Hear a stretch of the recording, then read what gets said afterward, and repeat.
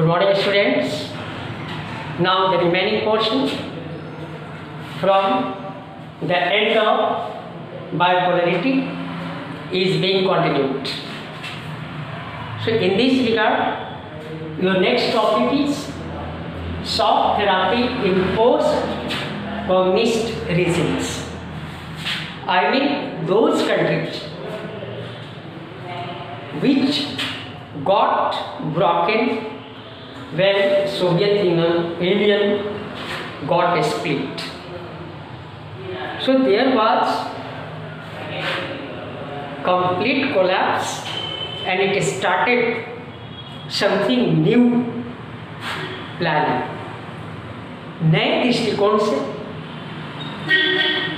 those countries which were under the blocks of Soviet Union, either it was Russia, countries from Central Asia, East European countries, they got oriented towards the Western system of democracy which was based on capitalism.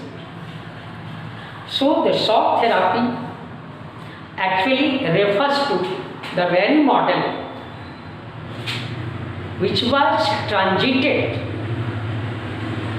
from communism to the capitalist system, and the very model which was adopted in Russia, Central Asia and Europe, influenced by the international body. They are World Bank and International Monetary Fund. So that sort of system is known as the shock therapy. Here it happened and people had aspirations that if we are in some sort of other sections or other system of our government, means they will get benefited. But you know what system these countries adopted? They just wanted to switch, total switch to the new system, in which whatever the industry, the agriculture, the economy, the political system should be under private hands. Hence, those economies which were under the state control were shifted to private institutions. So people, they were not aware that whether if it tax, they will become helpless to cope with the situation so speedily. Moreover, as we know, the industry, the economy which was running earlier by the state, now it was completely in the hands of private institutions. Similarly, the very cooperative agriculture was done. Now there is a complete imposition of privatization, and agriculture was just treated as trade, means the hold of private institutions on agriculture. So people got insecure, they felt insecure regarding the food.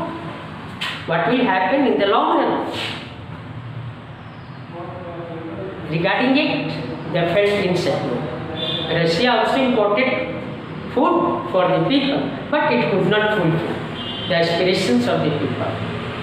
Apart from that, we must know, because of the very situation, those countries which were in the West. They had their emancipation on the economic, the social and political system of the post-communist countries. Hence, for a smoothly going progress, they started to make trade free. For the free flow of trade, they didn't want any sort of barrier, control. Hence, they wanted that freight trade should be made free, and there should be foreign direct investment by which they will grab all the institutions in all dimensions in their hands. Either the people will get benefited or not, they were not concerned. Hence, the situation was getting grievous. Food insecurity started there. People earlier who were very much secured by the government subsidies, the help, everything, the subsidies were given in needful situations, everything was destroyed. Now, not only the transition was in the field of economy, political situations and social situation, industries, agriculture, but it was also decided that those countries which were under the Soviet Union, they could not have their relationship should be maintained as it was maintained during the reign of Communist Party. Means there will be no alliance, either military, economic, political or social. Means the West countries towards which these pro-communist countries oriented towards the West, they become the leaders and guided according to the interest of their own, and people got absorbed in the Western system of the government. This way, so many organizations like IMF, World Bank and other agencies, they started overcoming these people and these countries. Yes, students, your next topic is consequences of shock therapy. As for the very purpose, what shock therapy, I mean the countries adopted the Western pattern of capitalist system of government, didn't fulfill the aspirations of the people. On the contrary, the outsiders, agencies and the companies, just they had their intention to grab the all economy of these post-communist countries. Hence, right from 1990 onwards, all those factories which were under the state control, out of these, 90% out of these companies were put for sale in private, by the private institutions. Means among it was put for sale to the private institutions and companies, and it was sold at a throwaway situation. Means इस तरह से इसको बेचा गया कि जितनी इसकी लागत थी 90% जो इंडस्ट्रीज थी वो प्राइवेट इंस्टीट्यूशंस को बेच दिए गए, और उसको भी बहुत ही सस्ते दर में, जिसको हिस्ट्री में गैरेज सेल के नाम से जाना जाता है। अब वो लोग जिनको बहुत सारी सुविधाएं मिलती थी, नौकरियां थी, बड़े मुश्किल में फंस गए। वो क्या करें, कहाँ चले, किससे बातें करें, क्योंकि आउटसाइडर्स, इनके मन में एक ही बात थी कि अधिक से अधिक यहाँ पे अपनी western system which was based on capitalism should be adopted. अब चूंकि हर चीज़ का प्राइवेटाइजेशन होने लगा, परिणाम स्वरूप हम आपको बताएं कि किस तरह से ये सारी चीज़ों के बाद रशिया की जो करेंसी के रूबल और मनी इन्फ्लेशन हुआ क्या कि रशिया की करेंसी रूबल फॉल कर गई और जो सिचुएशन उसका 1989 में था वही उसका जीडीपी 1999 में हो गया। मनी इन्फ्लेशन बढ़ गया, इसलिए जो भी लोगों के पास सेविंग्स था वो सामान खरीदने में, आवश्यकता की चीज़ों को क्रय करने में, खरीदने में लॉस हो गया। अब परेशानी ये पड़ गई कि क्या इन सारी सिचुएशंस में कैसे लोगों को नौकरियां मिले, उनकी आर्थिक स्थिति सुधार हो। इस तरह का कुछ ऐसा नहीं हो पाया, लोग परेशान हो गए। तो इस तरह से उनके अंतर्गत निश्चित रूप से डिससेटिस्फैक्शन इस न्यू सिस्टम ऑफ गवर्नमेंट के प्रति भी डेवलप हुआ। और आपको एक आवश्यक बात बताएं जो निश्चित रूप से हमें जानना है कि न केवल इतनी जल्दी इनकी स्विच अप हुई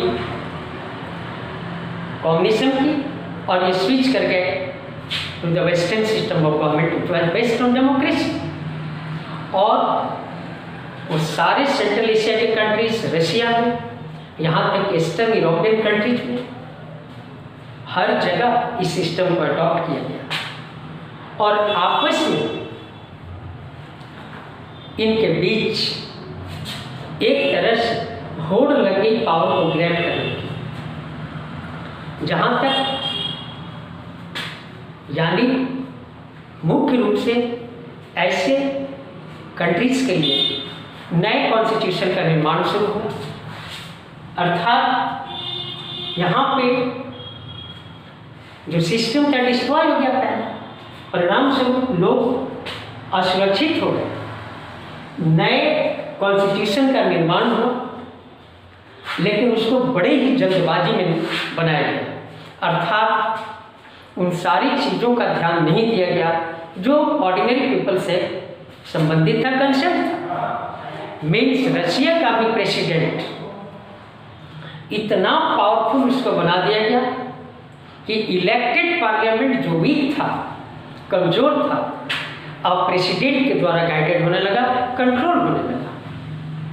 यही स्थिति तुर्कमेनिस्तान और उज्बेकिस्तान में हुआ, जहां प्रेसिडेंट काफ़ी पावरफुल हो गया और फॉर द फर्स्ट टाइम अपने को 10 वर्षों तक के लिए प्रेसिडेंटशिप में रखा। थर्डली, और फिर कुछ दिनों के पश्चात अगले 10 वर्षों के लिए भी अपने आप को प्रेसिडेंटशिप में लागू कर दिया और प्रेसिडेंटशिप अपनी और 10 सालों के लिए बढ़ा दी। यानी अपना टर्म जो पहली बार तुर्कमेनिस्तान में और उज्बेकिस्तान में उन्होंने जो अपने 10 सालों के लिए एक टर्म रखा, फिर उसको और 10 सालों के लिए बढ़ा दिया। अब ऑर्डिनरी पीपल के लिए कोई बात, कोई भी ऐसा स्ट्रेटेजी, प्लानिंग, मैनेजमेंट नहीं। और वैसे लोग जो तुर्कमेनिस्तान और उज्बेकिस्तान के मिनिस्टर्स थे, आई मीन प्रेसिडेंट थे मुख्य रूप से, इनके अगेंस्ट में आप बोल नहीं सकते, इनको आप अपोज नहीं कर सकते। ये उसके विरुद्ध थे, उसको क्रश कर देते थे, उसको सप्रेस कर देते थे। थर्डली, जुडिशियरी की सिस्टम जो थी उस पर भी क्वेश्चन मार्क था। वहाँ पे कहीं भी जुडिशियल सिस्टम इंडिपेंडेंट होकर अपना डिसीजन नहीं दे सकता था। इस तरह से कॉन्स्टिट्यूशन का निर्माण इन्होंने बड़े ही अपने तरीके के, अपने फायदे के लिए निर्माण किया और 10 सालों के लिए 2 बार अपने टर्म को बढ़ा के प्रेसिडेंट को काफ़ी पावरफुल बनाया। नॉट ओनली दैट बट इस तरह से वहाँ पे जो सोशल सिस्टम था डिस्ट्रॉय हो गया, लोग परेशान हो गए। ये एक्चुअली क्या किया? इसके साथ साथ वैसे देश जो यहाँ के स्थिति से अवगत थे, यहाँ के संपूर्ण रिसोर्सेस को ग्रैब करना चाहते थे, लेकिन कुछ हद तक जो वहाँ के लोकल और जो रिपब्लिक के मिनिस्टर्स और प्रेसिडेंट थे इस बात को भली बात जानते थे, लेकिन वो उनका ओरिएंटेशन वेस्टर्न की तरफ था। तो इस तरह से जो कॉन्सिक्वेंसेस था, जो प्रभाव था, लोगों पे कोई अच्छा नहीं रहा। वहाँ की इकोनॉमी भी चौपट हो गई। ऐसा हो गया कि अब कोई दूसरा अल्टरनेट नहीं था कि कैसे अपने आप को सुरक्षित रखें, कैसे ऑर्डिनरी पीपल का भला नहीं। इसके साथ साथ लेकिन एक अच्छी खबर है कि 2000 से रशिया में और अन्य रिपब्लिक्स में जो अब इंडिपेंडेंट हो चुके थे वहाँ पे रिवाइवल शुरू हुआ। और ये रिवाइवल कैसे शुरू हुआ? क्योंकि रशिया, चाहे वो यूक्रेन हो, उज्बेकिस्तान हो, तुर्कमेनिस्तान हो, कहीं ना कहीं रिसोर्सफुल नेशंस थे। इनके पास ऑयल, नेचुरल गैस, मिनरल्स का कंप्लीट भंडार था। इस तरह से इनको दूसरे देशों में एक्सपोर्ट करके अपनी इकोनॉमी को संभालने का प्रयास किया। धीरे धीरे शुरुआत हो गई और कुछ फैक्ट्रियों में भी काम शुरू हो गया। इसके साथ साथ जो ये कंट्रीज थे, पाइपलाइन के द्वारा जिस देश के रास्ते से होकर ये नेचुरल गैस और ऑयल जो सप्लाई किया जाता था, तो उस वैसे देश जहाँ पे पाइपलाइन था दूसरे देशों में, उनको भी इसका बेनिफिट्स मिला और कुछ हद तक फैक्ट्रियों में भी काम शुरू हुआ, जिसका परिणाम स्वरूप कुछ हद तक रिवाइवल इनका हो सका। ये सारी चीज़ें थी कॉन्सिक्वेंसेस।